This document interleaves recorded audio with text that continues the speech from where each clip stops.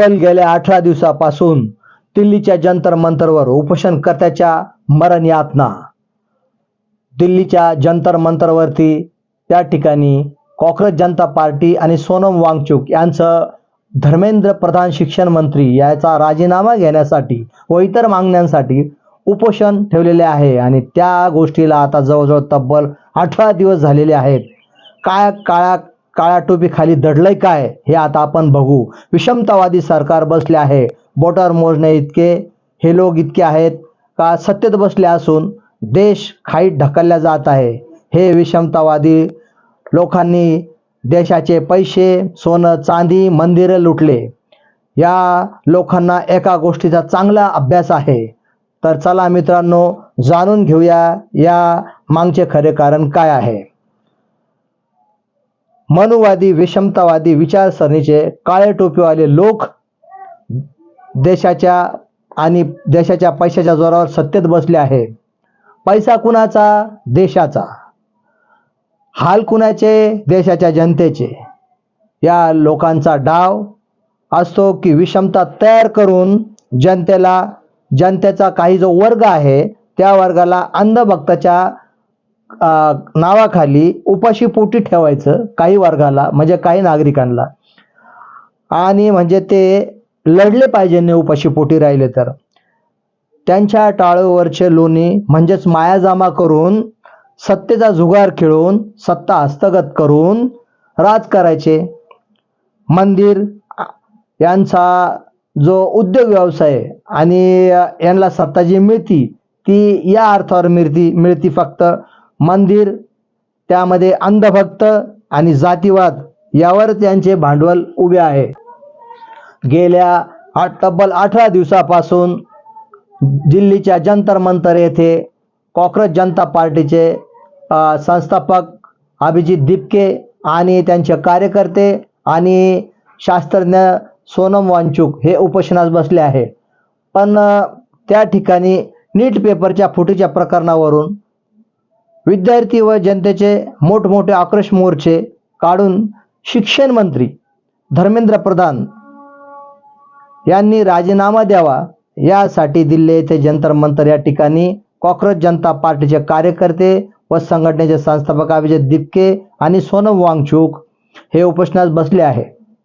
तब्बल 18 दिवसापासून बसेल असताना एकही मोठ्या विरोधी पक्षाने मैदानात उतरायचं सोडाच पाठिंबा व विचारपूसही केली नाही, आणि केलेली बी आहे तर खऱ्या अर्थाने त्या मैदानात उतरून त्या लोकांना मोठ्या पाठिंबाची गरज आहे. आणि आपण विरोधक म्हणून कशी भूमिका बजावावी ह्या आता या राजकीय लोकांनी केलं पाहिजे. अनेक अभिनेत्यांनी आणि पक्ष पार्ट्यांनी त्यांना सांगितलं का उपोषण तुम्ही मागं घ्या. तर मागं घेण्यापेक्षा धर्मेंद्र प्रधानचा राजीनामा का मागती नाही? जे या बीजेपी सरकारला आणि त्यांच्या मित्र पक्षांना धर्मेंद्र प्रधान हा कोण व्यक्ती एवढा असा मोठा का त्या विद्यार्थ्यापेक्षा इतर जनतेपेक्षा त्यांना धर्मेंद्र प्रधान हा शिक्षण मंत्री प्यारा आहे.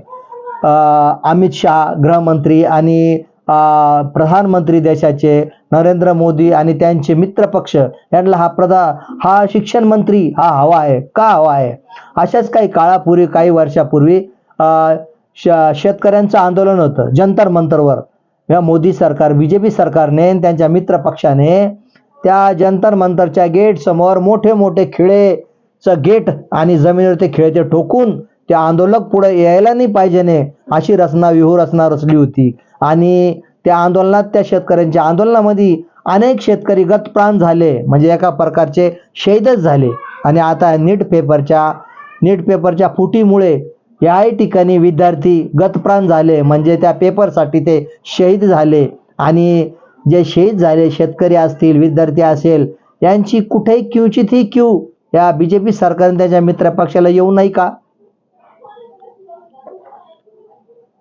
त्या ठिकाणचे जे बसलेले जे उपोषण करते सोनम वांगचुक आज त्यांची तब्येत खूप मोठ्या प्रमाणात खालावली असून कधीही कोणची गोष्ट घडू शकते. परंतु संसद भवनमध्ये बसलेले निवरघट्ट बीजेपी सरकार व त्यांचे मित्र पक्ष ढुकूनही बघायला तयार नाही. हा जो प्रकार आहे हा अतिशय चिळसवाणी आणि घिणवाणी आहे. हे आंदोलन पहिलेही शेतकऱ्यांचं चिरडून टाकलं आणि कुठल्याही प्रकारचे आंदोलन सध्या जर चालू असले तर हे सरकार निबरघट्ट गेंड्याच्या कातडीचं सरकार ह्या आंदोलनकर्त्यांवरती बळजबरी गुन्हे दाखल करून त्यांना जेलमध्ये डांबतात आणि त्यांच्यावरती देशद्रोहीचा आरोप लावून त्यांना तडीपार करतात आणि त्यांचं आयुष्य उद्ध्वस्त करतात आणि त्यांना घरापासून वंचित करतात. असं हे सरकार, बिनबुडाचं सरकार आपण बसवलेल्या नागरिकांनी आज सगळीकडे या सरकारविरुद्ध मोठा संभ्रम आणि आक्रोश निर्माण झालेला आहे. हे दिसताना या नागरिकातून दिसून येत आहे. या ठिकाणी आपण बघतोय का हे जे सरकार आहे कुठल्याही प्रकारचं आंदोलन असलं तर ते चिरडून लावतं. काय आहे नेमकं शिक्षण मंत्री धर्मेंद्र प्रधान मध्ये की जेणेकरून नरेंद्र मोदी, अमित शहा, मित्र पक्ष त्या व्यक्तीचा राजीनामा घेत नाही? नेमकं काय कारण असावं? म्हणजे तुम्हाला जनतेच्या, नागरिकांशी, विद्यार्थ्यांशी आणि शेतकऱ्यांशी काही घेणं देणं नाही. शेतकरी मरू किंवा विद्यार्थी मरू, कोणी मरू, फक्त त्यांना हा शिक्षण मंत्री धर्मेंद्र प्रधान पाहिजे नाही.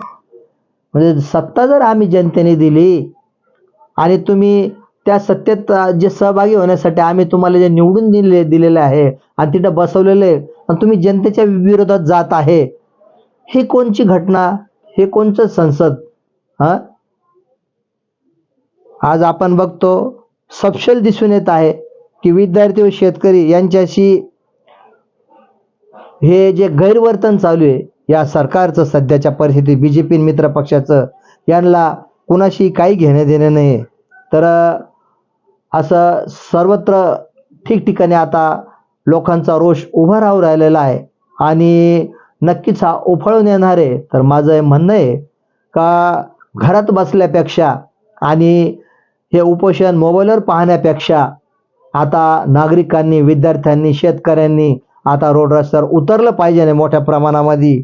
नाहीतर उद्या वेळ तो डावलला जाणार नाही, तो उद्याचा वेळ 100% येणार आणि आपल्याला परत पुन्हा गुलामीची खाईत ढकलल्या जाणार. तर त्याच्यासाठी एकजूट व्हा आणि या आंदोलनाला मोठा पाठिंबा द्या, जेणेकरून एकी दाखवा, हीच सत्यता आहे. चला तर बघूया पुढल्या अपडेटला. मी राजू निर्भवने. सबस्क्राईब करा, लाईक करा.